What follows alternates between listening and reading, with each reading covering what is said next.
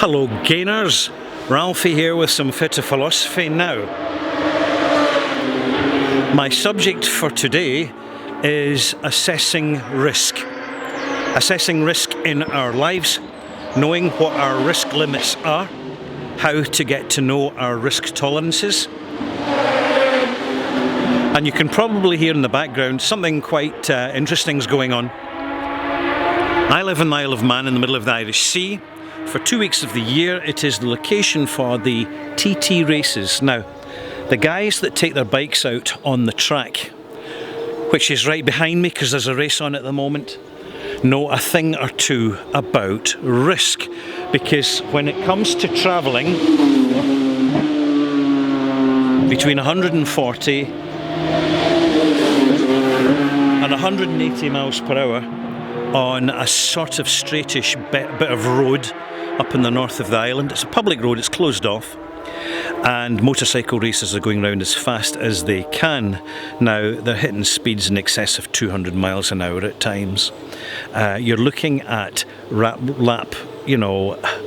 records averaging about 130 plus miles per hour. By the way, what's happening behind me is one of the big races. This is one of the smaller races.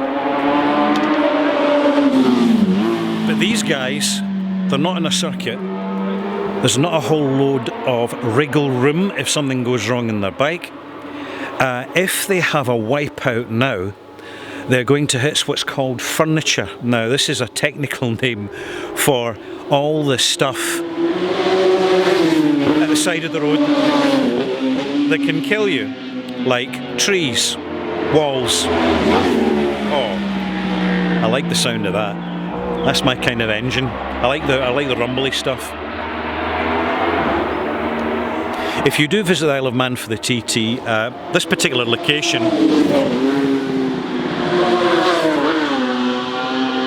is really just coming up to the Sulby Strait, and it's accessible by a lovely little run called Gary Ford.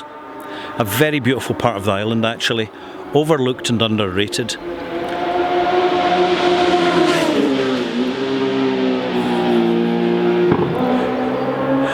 You can get closer to the track at some points, and it's very entertaining if you've got young children with you.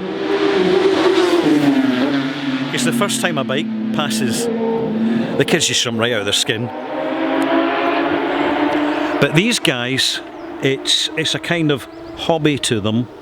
Very few can actually make any sort of professional living out of it. You're really talking about the top 5 riders, consistent winners. And many of the privateers who race here, they remortgage their houses, they go without holidays, the family do without trips and days out and all the rest of it, because everybody's putting the money into preparing the bike for this event. Now, you're looking at anything from £30,000 to £50,000 to set up a bike up, because you need the very best of gear, you need the best of engineers, you need the spare parts. It's a hell of it expensive, and it has to be, because these guys are putting their lives on the line.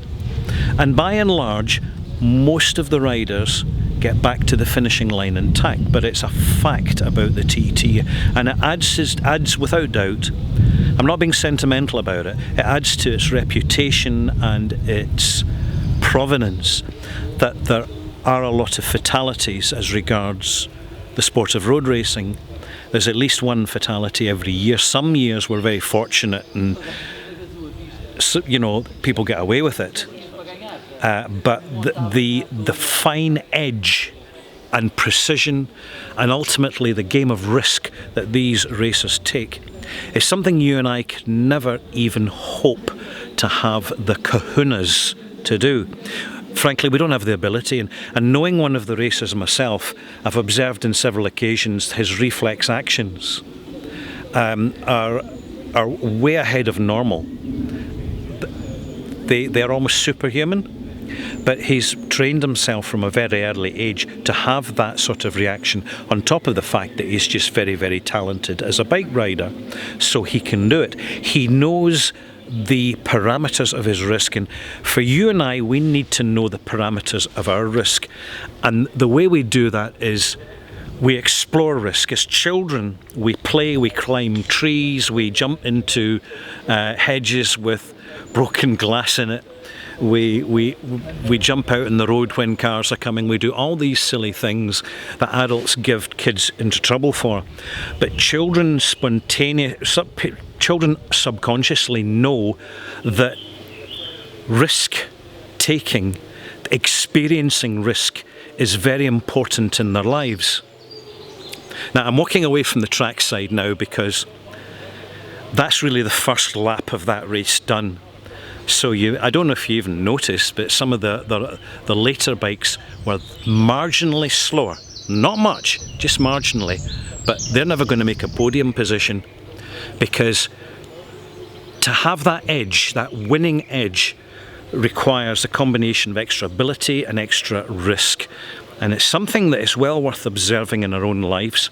How much are we willing to risk in what we do? How much are we willing to sacrifice? How much are we willing to stick our neck out and at times be ridiculed, shunned for the particular pursuit or career choices that we choose to make? And some careers may seem very risky in that there's high unemployment, like for example being an actor. But unless someone has the determination and the unhealthy focus, the absolute focus, they're really not going to make it unless they're very, very lucky. But it's understanding how to factor luck into the risk. And this is all part of the calculation. And this is where I conclude this vlog, is that we go through life constantly taking little minor risks. And as we get older, we get more risk averse. We want a safer, softer life, to be honest. But there's times where we've got to seize the moment, because if we're not taking risks in our day, in our week, in our month, in our relationships, in our friendships, in our hobbies, if we don't push ourselves just a little, we start to live less and exist more. And you will find that people who have gone through life, who have strenuously avoided risk, in fact, have taken a risk of living less and having less of a life. You may know such people. And other people who, particularly early on, you thought they were giving themselves a hard time. They looked like losers. Their behaviour was perhaps eccentric, it didn't conform. And yet as time goes on, these people can have remarkably successful lives in their own terms and their own values, because they took the risk. And the biggest risk, one of the biggest risks that we take, is getting to know ourselves and being ourselves, because it's far too easy, gainers, to try and reshape ourselves to other people's and society's expectations, and we're dishonest with ourselves, and then we lose our identity, and when we do, we start to fade. I tell you what, here's some advice to conclude. Get yourself out into the fresh air, have a good walk, particularly if there's sunshine around. You should never miss the opportunity for a little bit of sunshine. It's a source of life, you know, and think about it.